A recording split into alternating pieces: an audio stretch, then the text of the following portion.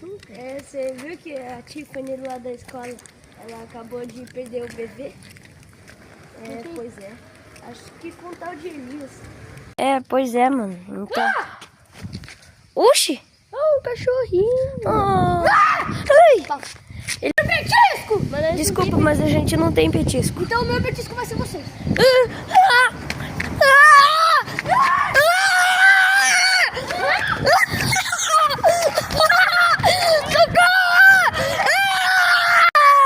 Já sei. O quê? Corote. Pra quê? Agora ele vai ficar bêbado e nós vai correr. A gente tá quase chegando. A gente vai despistar ele. Ele tá bêbado já. Ele tá bêbado. Finalmente. A gente tá livre. Espera. O que é aquilo? Não, ele tá aqui.